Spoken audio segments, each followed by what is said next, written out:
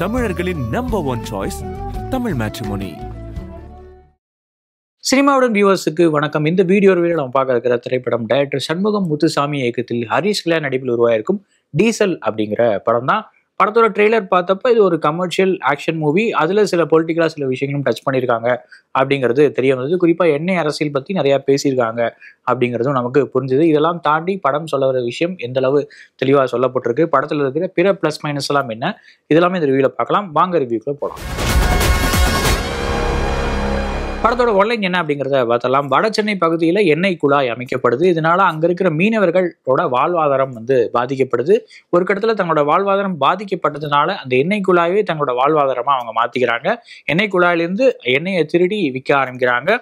இது தலைமுறையாக நடந்துட்டு வருது. அதை இந்த தலைமுறையில், அதாவது 2014 நடக்கிற டைம்லைன்ல ஹரிஷ் கல்யாண் முன்னெடுத்து நடத்திட்டு இருக்காரு. டீசல் வாசு அப்படிங்கிற அவரோட கேரக்டர், அவரோட வளர்ப்பு அப்பாவா சாய்குமார், இந்த ரெண்டு பேரும் அதை முன்னெடுத்து செஞ்சுட்டு இருக்காங்க.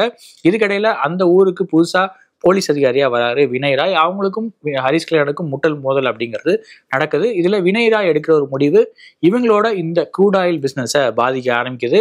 ஸோ அதுக்கப்புறம் என்ன நடந்துச்சு, ஹரிஷ் கல்யாண் இந்த பிரச்சனையை எப்படி சரி கட்டினாரு, இதெல்லாம் சொல்ற படம் தான் இந்த டீசல். படத்துல நடிகர்களோட பங்களிப்புலாம் எப்படி இருந்துச்சு அப்படிங்கிறத பார்த்தலாம். கதையின் நாயகனாக ஹரிஷ் கல்யாண் படத்தை நல்லாவே தூக்கி சுமந்திருக்காரு. ஒரு கமர்ஷியல் ஹீரோவா இதுல நல்லாவே டிரான்ஸ்ஃபார்ம் ஆயிருக்காரு அப்படின்னு சொல்லிடலாம். திலீப் ராஜா பாட்டில் அவர் ஆடுற டான்ஸா இருக்கட்டும், வடச்சென்னையோட அந்த டயலாக் ஸ்லாங்கை சரியா பேசுறதா இருக்கட்டும், இது எல்லாத்துலயுமே நல்ல ஸ்டாண்ட் அவுட்டான ஒரு பெர்ஃபார்மன்ஸை கொடுத்திருக்காரு. சண்டை காட்சிகளும் நல்லது ஒரு உழைப்பை கொடுத்திருக்காரு. படத்தோட பிரதான வில்லனாக வினய்ராய் குறை சொல்ல முடியாத ஒரு பெர்ஃபார்மன்ஸ் தான். நிறைய இடங்கள்ல நம்மளை மிரட்டுறதுக்கான ஒரு ஸ்கிரீன் பிரசன்ஸும் அவருக்கு இருக்கு. அண்ட் ஒரு சில இடங்கள்ல கொஞ்சம் ஆக்டிங் ப்ராவஸ்ல இன்னும் கொஞ்சம் இம்ப்ரோவைசேஷன்ஸ் இருந்திருக்கலாம். பட் அதை தாண்டி நிறைய காட்சிகள் நல்லாவே ஸ்கோர் பண்ணியிருக்காரு அப்படின்னு சொல்லலாம். கதையின் நாயகியாக அதுல்யா ரவி ஒரு சாங் போர்ஷன் அண்ட் ஒரு ரொமான்டிக் சீன்ஸ்ல மட்டும் அங்கே இன்வால்வ் ஆகிறாங்க. இதை தாண்டி கதையில பங்காற்றுறதுக்கு அவரோட கேரக்டர் ரொம்ப ட்ரை பண்ணியிருக்காரு டைரக்டர் கதைக்குள்ள கொண்டு வரதுக்கு.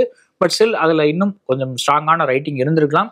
ஹீரோனோட கேரக்டர் கதையில ஜெல் ஆகிற மாதிரியான ஒரு விஷயம் இல்லாதனால அவங்களோட பெர்ஃபார்மன்ஸ் ஸ்டாண்ட் அவுட்டா தெரியல அப்படின்னு சொல்லலாம். சப்போர்ட்டிங் ரோல்ஸ்ல சாய்குமார், ரமேஷ் திலக்னு கொடுக்கப்பட்ட வேடங்களை சிறப்பாகவே பண்ணியிருக்காங்க. அண்ட் ரமேஷ் திலக், காளி வெங்கட் உட்பட பலருக்கான அந்த ஹேர் ஸ்டைல், அந்த விக் அப்படிங்கிறது சுத்தமா மேட்ச் ஆகவே இல்லை. அதுவே அவங்களோட பெர்ஃபார்மன்ஸோட ஒரு ஸ்கோப்பை கம்மி பண்ணிடுது அப்படின்னும் ஃபீல் ஆகுது. அந்த மேக்கப் விஷயங்கள்ல, அந்த ஹேர் ஸ்டைல் விஷயங்கள்ல கொஞ்சம் கவனம் செலுத்தியிருக்கலாம். மற்றும் ஒரு பிரதான வில்லனாக விவேக் பிரசன்னா நல்ல ஒரு பெர்ஃபார்மன்ஸை கொடுத்திருக்காரு. ஒரு சில இடங்கள்ல அவரோட கேரக்டர் கன்வின்சிங்கா காணாம போறது மட்டும் தான் எனக்கு ஒரு நெருடலா இருந்துச்சு. மற்றபடி பெர்ஃபார்மன்ஸ் வைஸ் எந்த குறையும் இல்லை. அண்ட் அங்கங்க சிரிக்க வைக்கிறாங்க தங்கதுரையும் KPY தீனாவும்.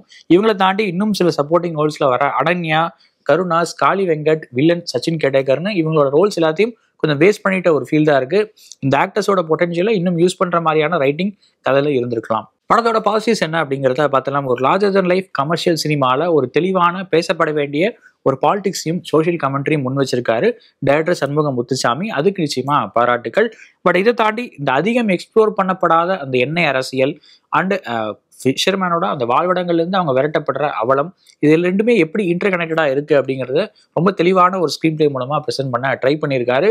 அந்த இன்டென்ஷனுக்காக நிச்சயமா பாராட்டுகள். அண்ட் ஒரு சில இடங்களில் டைலாக்ஸ் நல்லாவே எழுதப்பட்டிருக்கு. நல்ல ஸ்மார்ட்டான ரைட்டிங் அங்கங்கே தட்டுப்படுது அப்படின்னு சொல்லலாம். குறிப்பாக ஹீரோ போடுற பிளான்ஸ் கொஞ்சம் நல்லாவே இருந்தது. ஒரு கமர்ஷியல் சினிமாவுக்கு தேவையான ஒரு மீட்டரில் அதை கொண்டு வந்திருக்காங்க.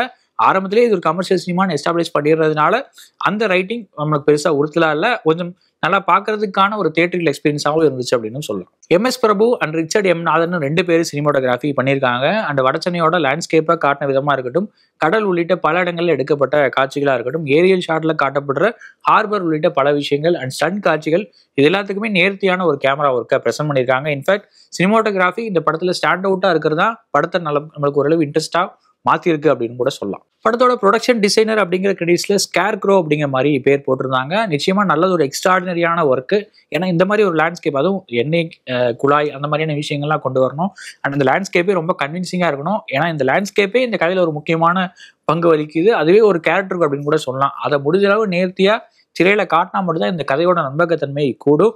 அந்த நம்பகத்தன்மை கூடுற மாதிரியான ஒரு ஒர்க்கை கொடுத்துருக்காரு ப்ரொடக்ஷன் டிசைன். அந்த டீமுக்கு நிச்சயமா பாராட்டுக்கள். திபுனினன் தாமஸோட மியூசிக்ல வீர் சாங் அப்படிங்கிறது ஆல்ரெடி ட்ரெண்ட் ஆயிருக்க ஒரு விஷயம். அது எல்லாருக்குமே பிடிச்ச ஒரு சாங்காகவும் இருந்தது. அது விஷுவலா பார்க்கறதுக்கும் நல்ல ஒரு விஷயமாகவும் இருந்தது. கொரியோகிராஃபியும் நல்லாவே பண்ணியிருந்தாங்க. பிஜியும் நிறைய இடங்கள்ல ஒரு கமர்ஷியல் சினிமாவுக்கு தேவையான மீட்டர்ல ஸ்டாண்ட் அவுட்டாகவே இருந்தது அப்படின்னு சொல்லலாம். படத்துல இதெல்லாம் பெட்டரா இருந்திருக்கலாம் அப்படிங்கிறத பார்த்தலாம். என்னதான் இது ஒரு கமர்ஷியல் சினிமா அப்படிங்கிற மாதிரியான ஒரு மூடை நமக்கு ஃபர்ஸ்ட் சீன்ல இருந்தே செட் பண்ணிட்டாலும் தேர்ட் ஆக்ட்ல ஹீரோ பண்ற சில விஷயங்கள்லாம் ரொம்பவே ராஜர்ஸ் அண்ட் லைஃபா போகுது. நிறைய இடங்கள்ல கமர்ஷியல் சினிமாவோட எல்லையும் தாண்டி போயிருச்சோ அப்படிங்கிற ஒரு ஃபீலும் இருக்கு.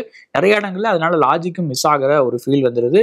அந்த இடங்கள்ல கொஞ்சம் கிரவுண்ட் டு அப்ரோச் இருந்திருக்கலாம் அப்படிங்கிறது எனக்கு ஒரு குறையா இருந்துச்சு. அண்ட் முக்கியமா இந்த படத்துல இந்த ரொமான்ஸ் போர்ஷன் அப்படிங்கிறது கொஞ்சம் தேவையில்லாத ஆணியா தான் எனக்கு ஃபீல் ஆச்சு. அதுவும் கடல் கண்ணி ஃபேண்டசின்னு அது எங்கேயும் அந்த கதையை வந்து டிராவல் ஆகுது. டோட்டலா படத்தோட ஜானர் விட்டே வெளியே போயிட்ட மாதிரி தான் ஒரு ஃபீல் இருந்தது. இந்த மாதிரியான வெளியே இருக்கிற அந்த சப்ளாட்ஸ் அப்படிங்கிறது இந்த படம் எடுக்கவே நிறைய இருக்கு அப்படின்னு சொல்லிடலாம். ரொமான்ஸ் போர்ஷன் உட்பட இந்த நிறைய தேவையில்லாத சப்ளாட்ஸை கொஞ்சம் குறைச்சிருக்கலாம் அப்படிங்கிற ஒரு ஃபீலுமே இருக்கு. இதெல்லாம் சரி பண்ணியிருந்தா ஸ்க்ரீன் பிளே இன்னும் கொஞ்சம் டைட்டா இருந்திருக்கும் அப்படிங்கிற ஒரு உணர்வு இருக்கு. அண்ட் லார்ஜர் தன் லைஃப் அப்படிங்கிற விஷயத்துல இந்த சோஷியல் மீடியா ஹேஷ்டாக் ட்ரெண்ட் இதெல்லாம் பொறுத்துக்கிட்டாலும் நிறைய இடங்கள்ல ப்ரெடிக்டபிளான காட்சிகள் படத்துக்கு இன்னொரு பெரிய மைனஸ். நீங்க என்னதான் ஓவர் த போர்டு கமர்ஷியல் சினிமாவில் சில விஷயங்கள் பண்ணாலும் அது ஓரளவுக்கு நமக்கு ப்ரெடிக்ட் பண்ண முடியாத மாதிரி இருந்துச்சு அப்படின்னா ஆட்டோமேட்டிக்கா இன்ட்ரெஸ்டிங்கா மாறிடும். அந்த மேஜிக் இந்த படத்துல நடக்கல அப்படிங்கிறது ஒரு மைனஸ். அண்ட் ஏகப்பட்ட கேரக்டர்ஸ், ஏகப்பட்ட நடிகர்கள் ரொம்ப பிளிங்க் அண்ட் மிஸ் ரோல்ல தான் வராங்க. அவங்களோட கேரக்டர்ஸ் எதுவுமே நம்ம மனசுல பதியவே இல்லை. அதுக்கு காரணம் ரைட்டிங்கா அப்படிங்கிறது தெரியல. ஏன்னா டோட்டல் படமே மொத்தமாகவே பார்த்தீங்கன்னா ஒரு 6-7 மணி நேரம் ஓடக்கூடிய ஒரு வெப் சீரிஸ் கண்டென்ட்டை சுருக்கி 2.5 மணி நேரம் படமாக கொடுத்த மாதிரி தான் இருந்தது. அதனாலயும் என்னமோ நிறைய கேரக்டர்ஸ் நம்ம மனசுல நிற்கல. அவங்க கடத்த வேண்டிய எமோஷன்ஸும் நமக்கு கடத்தப்படலை அப்படின்னு சொல்லலாம். படத்தோட ஓவரால் வேர்டிக்ட் என்ன அப்படின்னா, நிச்சயமா நல்லது ஒரு இன்டென்ஷன்ல பொலிட்டிக்கலா சரியானது ஒரு படத்தை தான் டைரக்டர் எடுத்திருக்காரு. பட் ஸ்டில் ஸ்கிரீன் பிளேல இருக்கிற பிரச்சனைகள் அண்ட் ஓவராலா படம் ரொம்ப ரஷ்டா போறது அண்ட் எந்த காட்சிகளுமே அங்கங்க ஒட்டாம ரொம்ப கோஹரண்டா இல்லாம போறது இந்த படத்துக்கு ஒரு பெரிய பிரச்சனையா மாறி இருக்கு. அதனாலேயே இந்த படத்துக்கு நான் வந்து ஒரு பிலோ ஆவரேஜ் அப்படிங்கிற மாதிரி ரேட்டிங் கொடுப்பேன். ஒருவேளை இந்த படத்தை நீங்க பார்த்துருந்தீங்க அப்படின்னா உங்களோட வியூ என்ன அப்படிங்கிறத கமெண்ட்டை சொல்லுங்க. வேற ஒரு வியூல உங்களை மீட் பண்றேன். நன்றி, வணக்கம். தமிழர்களின் நம்பர் 1 சாய்ஸ் தமிழ் மேட்ரிமோனி.